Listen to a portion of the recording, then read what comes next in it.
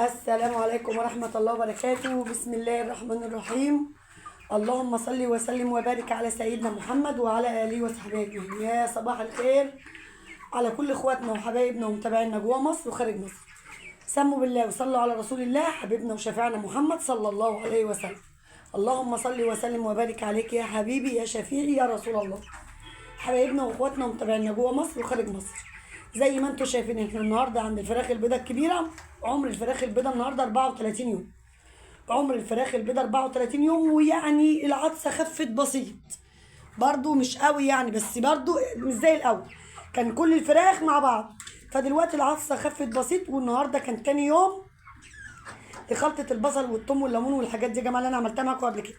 عملتها لهم، بس عملتها لهم بدري. انا بصور معاكم دلوقتي فاضل نص ساعه على العصر. عملت لهم الخلطه بتاع الثوم والبصل والليمون بس بدري.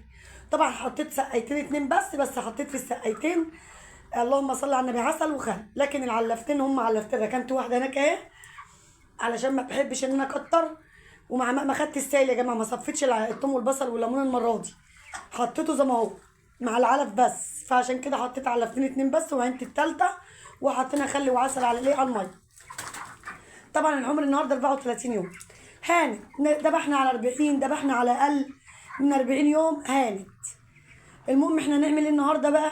انا ما كنتش اشيل الارضيات دي الا يعني انا كده كده حتى لو انا شلتها هضطر اذبح الفراخ الاول، ويعني هذبح وهنقع او هبيع اللي ابيعه، لان في ممكن يا جماعه ابيع فراخ برضه. خلي بالكم ممكن ابيع فراخ برضه، لان انا عندي برضه الفريزر لسه فيه فراخ من الدوره اللي مشيت، فاحتمال نبيع برضه حاجه من الفراخ دي. بس برضه عشان تبقوا عارفين يعني الناس اللي هتشتري قايلين يعني ما فيش حاجه متوفره للبيع غير اللي عندي هنا في المكان اللي عندي هنا، لان الناس اللي حاجزين معلش قايلين على الفراخ دي ماشي. فلو بعنا هنبيع برضو جزء منها، او احنا وحسب الوقت ساعتها نشوف في الفريزر بتاعنا ايه اللي فاضي فيه وايه اللي ممكن يتحط وايه اللي ممكن ما يتحطش.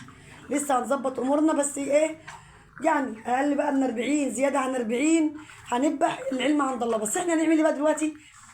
انا عايزه اخف الضغط عليا، لان احنا يوم ما بنذبح بنقع بظبط، اليوم بيخلص تاني يوم ببقى تعبانه ما بقدرش اعمل حاجه. فانا هسيب الارضيات دي حتى لو بعد الذبح ساعات بسيبها يوم او يومين، وساعات بطلع في نفس اليوم حسب الراحه بقى. لو انا حسيت ان انا ارتحت او في مش ورايا حاجه، ما فيش ورايا حاجه بطلع. فانا برضو عايزه اخف الضغط على نفسي. ازاي بقى يا مصطفى؟ يعني الموضوع ده كده بقى، يعني الارضيات دي كده انا حطاهم على الارضيات. طبعا شبكه التحضير ما بنحسبوش، لان احنا نضفنا وعقمنا وحطيناهم على الارضيات دي، كان عمرهم 20 يوم. هم نقول مثلا بكره 35 يوم، هنقول مثلا بقالهم 15 يوم. مش وحش في الشتاء، مش وحش. 15 يوم اللي انت حطيتهم في الشتاء الفراخ البيضاء دوم عليهم، في الصيف مش هتقعدي 3 ايام وتنضفي. يعني ممكن في الشتاء ده عادي لاخر الدوره كلها، مش 15 يوم بس. في الصيف ممكن ما تقعديش 3 ايام بس وتنضفي، لان طبعا الجو بيبقى حر، والامونيا والدود والسوس والمواويل اللي احنا شفناها وعرفناها قبل كده. فانا عشان اخف الضغط على نفسي قلت مثلا لو قعدوا كمان 5 ايام 6 ايام اجي اشيلها، يبقى الموضوع سهل عن غير كده. مثلا اقل من 5 ايام، ازيد من 5 ايام، يبقى الموضوع سهل عليا. وبعدين كمان عايزه استعجل ان انا ممكن ان انا اعقم المكان ده، عايزه اعقمه لمده يومين 3 واسيبه يتهوى كده واظبطه. احتمال برضو بامر الله، احتمال يعني احنا بنقول مجرد احتمال، بس هنا قبلي. هنا الجو بيبقى ايه، بص الشمس هنا على طول، والجو هنا قبلي. هناك الكتاكيت البيضه الصغيره محطوطه في الاوضه والدنيا دافيه وظبطت لهم الدنيا، بس هناك برضو الراح ولا جه بحري. فانا ممكن ان انا مثلا اعقم مكان الدوره دي، ويومين 3 كده الاوضه تتعقم وتتظبط، وانقل الكتاكيت البيضه الصغيره هنا. فانا مستعجله برضو عشان كده، عشان برضو اخف الضغط على نفسي. اليوم مثلا اللي انا هخرج فيه الفراخ اذبحها مش الموضوع تقلان عليا، عارفه ان انا نضفت قبل كده. فهطلع مثلا ما فيش ربع ساعه هلم شويه الفضلات زي ما قعدوا 4 ايام 5 ايام، هيبقى سهل عليا الموضوع.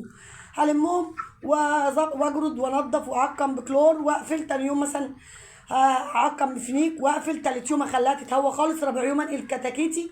فانا بظبط اموري يا جماعه زي ما انتم شايفين كده. فاحنا هنعمل ايه؟ هنشيل العلافات ونشيل السقايات، ونشوف برضو ايه الرؤيه هتبان. الرؤيه ايه بقى؟ يعني لو في سوس في دود في خلال ال 15 يوم دول هيبان، رغم ان الجو ساقع تلج بس، واحنا بقى في شتاء، بس برضو زيكم هستكشف زيكم. الاول بس استسموا بالله، صلوا على رسول الله، ونشيل الحاجه دي ونخلي المكان. طبعا انا بصور لكم كل حاجه لسه زي ما هي. بصوا كل حاجه زي ما هي يا حبايبي، ما جيتش لمت حاجه. ببدا معاكم الفيديو من اوله لاخره. وطبعا الناس عارفه طريقتي في التنظيف ووريتها لكم كتير قبل كده كذا مره. بنجيب الفراخ في جنب وبنحلق عليها وبننضف مكان ونعقم ونطهر ونحط الارضيات ونجيب الفراخ في المكان اللي اتنضف ونعمل المكان التاني. انتوا عارفين نظامي في التنظيف، بس اهم حاجه تسمعونا الصلاه على النبي حبيبنا وشفيعنا محمد صلى الله عليه وسلم. نظبط الدنيا كده ونشيل الحاجه دي كده ونرجع لكم تاني. طبعا زي ما انتوا شايفين برضو بنوريكم اول باول اهو. خلينا المكان ده وحطينا الفراخ اهي في الجزء ده قبل ما ننضف هنا ونعقم وننقلهم ونعمل الجزء التاني. زي ما انتوا شايفين كده نضفنا طبعا الارضيات اهي. طب ليه يا ام مصطفى ده كلها 4-5 ايام وتذبحي؟ برضو بسهل التعب على نفسي، وفي نفس الوقت بحافظ على فراخي. يعني سبحان الله، انا نيتي ايه بقى؟ نيتي ما كانتش كده كده فراخي بفضل ربنا وبإعانة ربنا. فراخي بعيده عن الفضلات بحوالي 10 سم، الارضيات دي العمق بتاعها 10 سم، فكده كده هي مش هتضر فراخي في حاجه. بس انا بقى بضرب عصفورين بايه؟ بضرب عصفورين بحجر. من لما اول حاجه كانت نيتي ان انا اعملها، والنيه طالعه علشان كده ان انا بسهل التعب على نفسي، ويكون الايه هطلع اكنس بس حاجه خفيفه كده وانزل وعقم وانزل. ومن لما التانيه الفراخ برضو بنحافظ عليها من ريحه الامونيا من اي حاجه، رغم ان الجو ساقع واحنا في شتاء، بس احنا برضو بنضرب عصفورين بحجر. بنحافظ على فراخنا وبننضف المكان وبنسهل بنسهل المرية على نفسنا. طبعا انا جبت حته خشبه من بره اهي، هنستكشف كل حاجه قدامكم. طبعا دي الفضلات اعزكم الله، شلنا الارضيات نضفناها بالمقشه اهي وركناها برضو زي ما بنعمل، مش عشان فاضل حاجات بسيطه ونذبح وهنهمل، لا زي ما بنعمل برضو. فاحنا جايبين اهو نستكشف مع بعض انا وانتوا اللهم صل على النبي الفضلات. طبعا الفضلات قدامكم اهي. طبعا قبل ما انكش وقبل ما اعمل اي حاجه بتبقى باينه. بصوا يا جماعه، بتلاحظوا كده، بصوا تلاقوا الدود كان ماشي، الصوص ماشي، بصوا بتبقى باينه اهي. كل حاجه قدامكم، حتى لو انتوا انا هدقق لكم الكاميرا وانتوا شوفوا، مفيش اي دوده، مفيش اي صوص زي ما كنا بنشوف اهي، مفيش اي حاجه. برضو هننكش مع بعض كده. بصوا يا جماعه، برضو بنكش معاكم اهو. بصوا يا جماعه، بنكش معاكم اهو. بصوا كنت الاول افحر كده الاقي دود موت اهو. افحر كده، بصوا مفيش الا الفضلات اهي. افحر كده الاقي دود، افحر كده قبل كده الاقي دود. بصوا مفيش اي حاجه اهي يا جماعه. بصوا عزكم الله طبعا اهي، مفيش اي حاجه من الدود ولا اي حاجه زي ما انتم شايفين اهو. مش زي كل مره نروح مكان تاني برضو زياده تاكيد اهو، نرجع في مكان تاني خالص اهو. بصوا يا جماعه بصوا مكان تاني خالص اهو. كنت انكش كده الاقي الدود ايه اهو، مفيش اي حاجه خالص اهي. برضو بقرب بالكاميرا عشان الناس تشوفوها. ليه؟ لان زي ما قلت لكم الجو شتاء، الصيف اللي تخافي منه 3 ايام وتنضفي ماشي. طبعا انا فرشه شكاير، هلم جزء بشكرته واخرجها بره اعبيها في الشكاير، مش مهم نفرش الشكاير تاني خلاص. انا مش هفرش الشكاير تاني، كده هشيل السبله دي وانضف واغسل الشكاير واعينها للدوره الصغيره اللي جوه، وهنسيبهم كده على الارضيات البلاستيك على الارض تلقائي. نحط الارضيات البلاستيك ونسيبها، لان الفضلات بعد كده هتبقى خفيفه من زي دي. صلوا على الرسول. وزي ما انتم شايفين هنلم كل دي ونرجع لكم تاني. زي ما انتم شايفين اهو، خلينا المكان زي الفل وهنعقمه بقى كده. اللهم صل عليك يا نبي. هنعقمه بجير، او ممكن ما احطش جير كمان يا جماعه، اوفر بقى خلاص. هحط جير ليه؟ بص ما دام نضفناه خلاص، وهنحط بقى الارضيات اهي. هنرص الارضيات ونحط ونوزع عليها الكتاكيت، مش هحط بقى حاجه. المهم احنا ظبطناه خليناه زي الفل اهو. عفوا الفراخ اهي. هنرص بقى الارضيات وننقل عليها الفراخ ونعمل الجزء التاني. زي ما انتم شايفين كده رصينا المكان اهو، ظبطناه. وهنكمل بس لما نلم بقيه الارضيات. وطبعا هما كده من نفسهم نخبط لهم كده، خليهم يعدوا اللمه التانيه قبل ما احط واحده كمان في المكان الفاضي ده واظبط لهم الدنيا. بصوا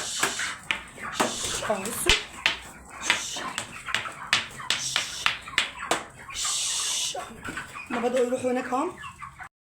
زي ما انتم شايفين الفراخ نقلناها في الجزء اللي نضفناه والجزء التاني الجزء التاني اهو، كل حاجه يا جماعه بوريها لكم على الطبيعه. ده الجزء التاني هننضفه برده ونعمله زي التاني ونرجع لكم تاني.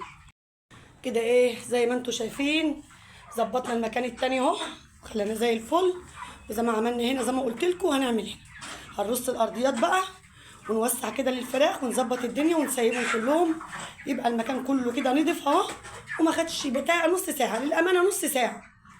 طبعا زي ما انتم شايفين ظبطنا المكان اهو، اللهم صل عليك يا نبي. والفراخ كلها وقفت في نظافه، وحلقنا هنا لما دي كده بسنه دي، واللمه التانيه الفراغات اللي بتبقى يا جماعه المشكله بتبقى في العواميد اللي هي في الجنب دي تبقى فيها فراغات، ما بنعرفش نحط الارضيات البلاستيك، فبنقفل بصناديق باي حاجه عندك اقفلي بيها. كده كده احنا موسعين المكان، والمكان الاغلبيه بتاعته فاضيه، بس برضو توسعي للفراخ تعرف تجري تروح تهضم تاكل تشرب، ما يبقاش في تزاحم على العلافات على السقايات، ما يبقاش المكان ضيق عليهم عشان ما يبقاش في تفاوت في الاوزان.